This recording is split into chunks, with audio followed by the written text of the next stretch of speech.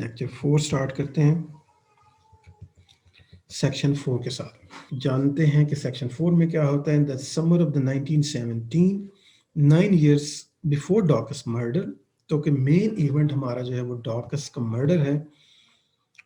तो Daukaus murder के इस मेन इवेंट से 9 साल पहले की बात है। 1917 में समर में Alice Manfred became the guardian of her orphan niece. अब हम इस वाक्य की तरफ जाएंगे कि एलिस मैनफ्रेड कौन है और ये कैसे जो है वो गार्डियन बनती हैं ऑर्फन नीस की, किसकी, डॉर्कस की। And parents died in the East St Louis wards.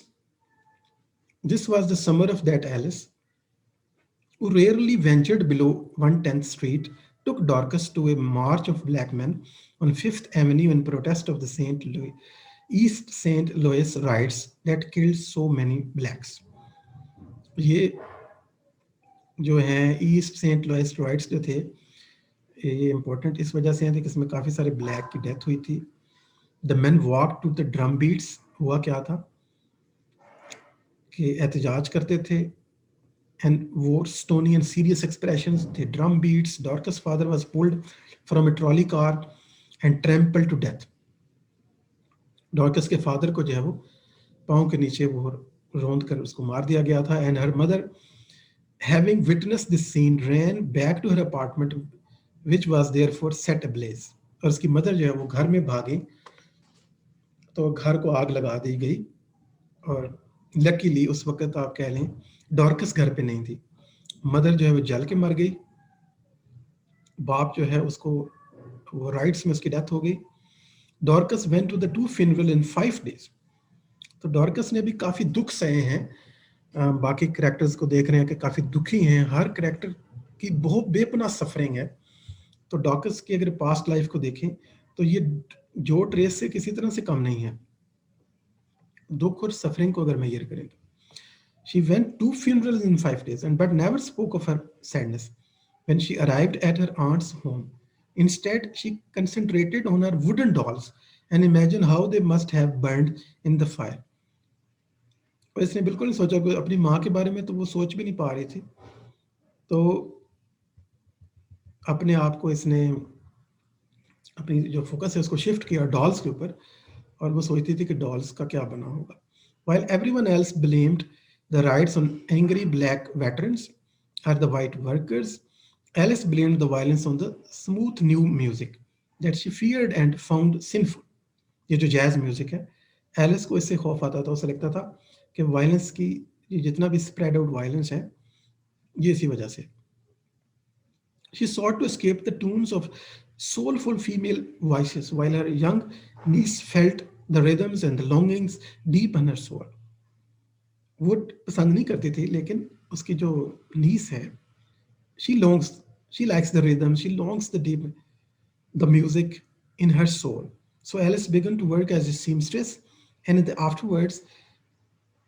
after school, Dorcas would go to home of their neighbors, the Miller sisters, who would care for a few children at home. At a time, religious women, one of whom was left at the altar, the Miller sisters would sit with Alice when she came for Dorcas. They would discuss new fashions and new music with a mixture of awe, disapproval, and anxiety. However, around the age of 16, Dorcas began to feel the first strings of the rebelliousness and the sexual desires. One night when Alice was out of town, Dorcas, एक रात क्या होता है कि Dorcas जब 16 year की हो जाती है तो उसे बहुत डिज़ायर है अब कि वो बाहर निकले और नई लाइफ को एक्सपीरियंस करे। Dorcas and her best friend Phyllis went out to a dance party where Dorcas tries to look older and more mature by upholding her tight braids and by adjusting her prim, modest dress. और ये although 16 की हैं लेकिन खुद को pretend कर रही हैं 18-20 की, 18 की, कि वो mature हैं, बड़ी हैं। When she and the fellas arrived at the party, Dorcas immediately noticed the two handsome brothers who had danced up the storm and shared the same good looks. As the music changed from the fast opening numbers to the slower, more sultry pieces, Dorcas made her way towards the two brothers. ये सबसे ज़्यादा noticeable दो भाई हैं जो बहुत अच्छा dance कर रहे हैं और सब उनकी तरफ ध्यान दे रहे हैं। और तो Dorcas made her way towards the two brothers who were staring at her from across the room. Right as she was about to approach them, one of the boys whispered something to his brother, and their brilliant smiles instantly faded. जैसे ही वो भाई दूसरे के कान में कुछ कहते हैं Dorcas को देखते हुए, तो उनकी स्माइल एकदम से गायब हो जाती है, वो एकदम से डिसइंटरेस्टेड हो जाते हैं इसके अंदर. The brothers turned away from her and Dorcas was crushed. तो इससे बहुत परेशान होती है डॉर्कस, उसका दिल टूट जाता है, क्रश हो जाती है, एक बैड एक्सपीरियंस उसको होता है. The following year she met Joe Trace when he was called to the home of the Alice Manfred to sell cosmetics to the Malvini's cousin Sheila. ये तब इनकी मुलाकात होती है जब कॉस्मेटिक्स बेचने के लिए जो ट्रेस आता है एलिस के घर में. Sheila had invited Joe to meet her at Alice's home on Clifton Place, where a luncheon for the civil daughters was being held and the fundraiser being organized. The woman cooed with Joe and his products. वहाँ पे ये सारी खवातीन इकट्ठी हैं और वहाँ पे आता है जो ट्रेस अपनी प्रोडक्ट्स जब बेचने के लिए उसे इनवाइट करती है शीला, और वहाँ पे ये सब मिलकर उसे तंग भी करती हैं. वे काफ़ी सारी खवातीन इकट्ठी हैं. And happy to be in the company of the fine looking respectable man who were about him in the honest demeanour of the country for while they plied him with food and flirted harmlessly, Alice Manfred became uncharacteristically quiet. उस meeting में Alice जो है वो बहुत खामोश रहती है, as though जैसे कि she sensed that something was amiss, जैसे कि उसे महसूस होता है कि कुछ है, गड़बड़ है. And she had a premonition, जैसे कि उसे कोई आइडिया हो गया है एक बुरे वाक़े की, एक ओमन हो गई है दैट व्हाट वुड हैपन, कि इस मीटिंग का के नतीजे में क्या कुछ होने वाला है, क्योंकि इसी में जो ट्रेस जो है वो डॉर्कस को देखता है और उसको में इंटरेस्ट लेता है. और उसके बाद उनकी मीटिंग्स होती रहती हैं और फिर मेलविनी के यहाँ होती हैं, और फिर अल्टीमेटली कहानी आहिस्ता आहिस्ता हम एक्सप्लोर कर रहे हैं कि आखिर उसने मर्डर क्यों किया. और इस पार्ट के थोड़े एनालिसिस को देखते हैं. This section examines closely the lives of the Alice Manfred and her niece Dorcas. हम इस सेक्शन में, जैसे पिछले सेक्शन में मेलविनी को हमने जाना था, तो इस सेक्शन में नॉवेलिस्ट जो हैं, जो राइटर हैं, हमें लेके जाती हैं एलिस और डॉर्कस के पास में, कि ये दोनों कैसे जो है डॉर्कस है वो एलिस के पास रहना शुरू किया, वही और एलिस कौन है. The narrator begins the section by remembering about the day in July.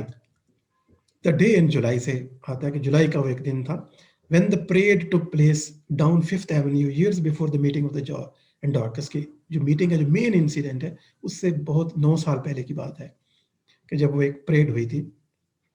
Her tone is such that it seems that she is recounting a bit of the folklore, telling about the hot summer day when the beautiful men were cold. There seems an element of the magic and the mystery in this way. She begins this anecdote, and the reader almost expects a fable to follow with a clear moral lesson. इस section का बिल्कुल style जो एक फैबल story की तरह था कि once that kind of the incident happened and that is the ultimate moral lesson, this kind of the story. जैसे बच्चों को हम नहीं सुनाते, तो एक फैबल लाइक स्टार्ट था, लगता था कि कोई मॉरल लेसन होगा. इस स्टाइल को यहाँ पे आथर ने कुछ स्टाइल ऐसा यूज किया है. However, her story never does arrive at a moral because her perspective and the alliance continues shifting. जो कि इस नॉवल की सबसे स्ट्रेंज थिंग है, सबसे खूबसूरत थिंग भी है एट द सेम टाइम, वो है continuous shift of perspective, polyglot जिसे हम कहेंगे.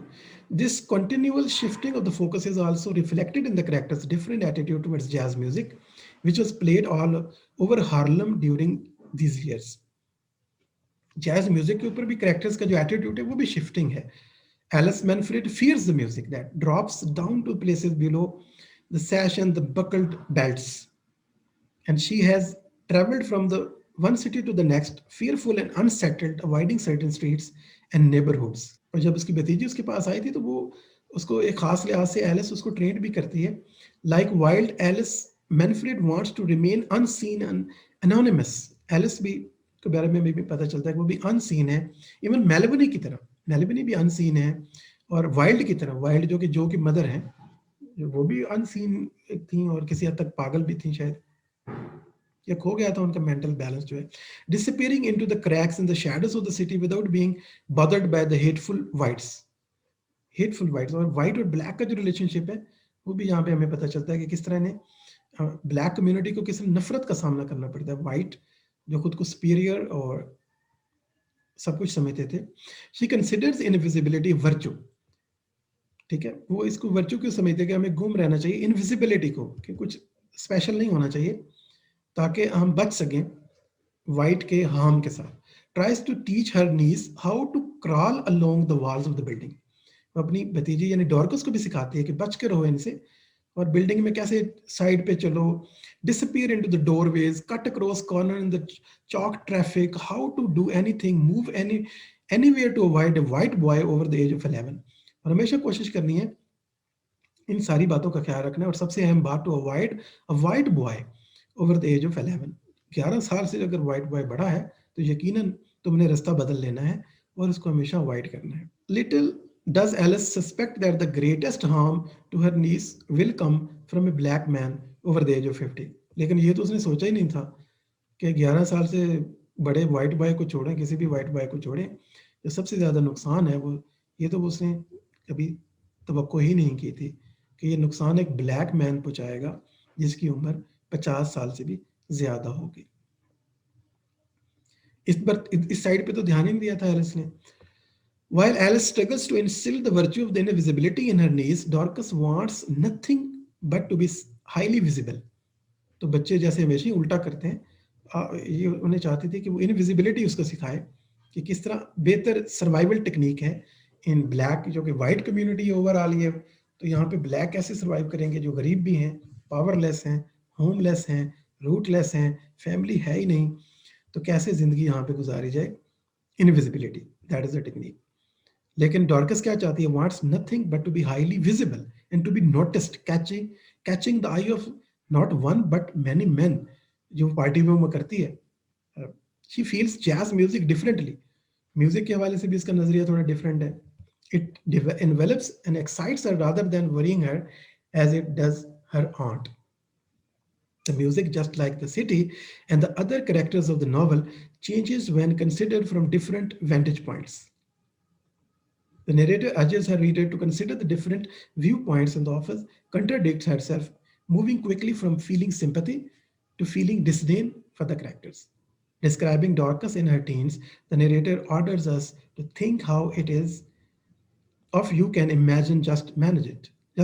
You can manage, just manage it.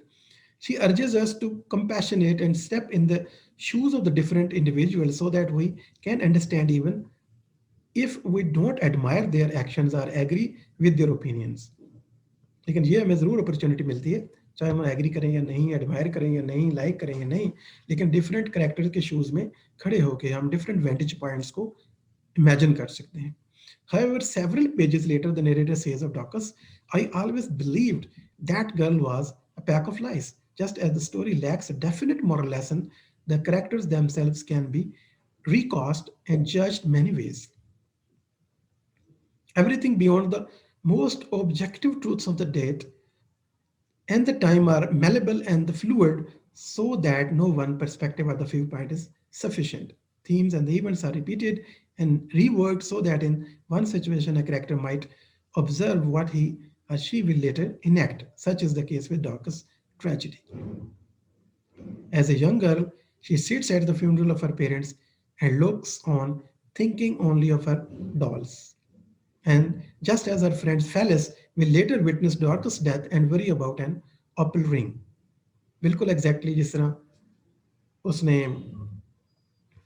इस ट्रेजेडी को कैसे फेस किया, young age a young girl, माँ बाप की डेथ हो गई तो she was only worried about dolls. बिल्कुल ऐसे ही जब फेलिस डॉर्कस की डेथ के ऊपर इसकी डेड बॉडी को जब देखती है तो उसको बजाय इसके कि अपने दोस्त के खोने का ख्याल हो, क्या ख्याल आता है उसे, अपनी ओपल रिंग का ख्याल आता है, उसकी टेंशन होती है। इसकी भी बहुत ज़्यादा सिग्निफिकेंस पे हम जा सकते हैं, लेकिन वक्त कम है तो हम आगे बढ़ते हैं। Dorcas' mother was burned in a fire, and Joe Trace worried as a young man that it was his own mother Wild had been caught in the flaming sugarcane fields in Virginia। Dorcas के जो father हैं वो he was trampled to death and mother was burned in the fire। बिल्कुल exactly जैसे Wild was uh, burned in the sugar in Virginia, you know।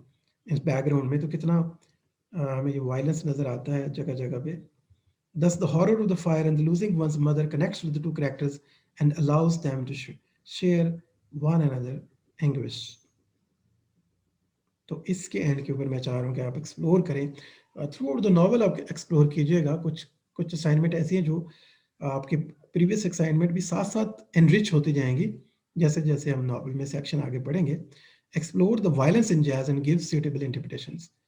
Different violent जो action है आप उनको सर्च कर सकते हैं.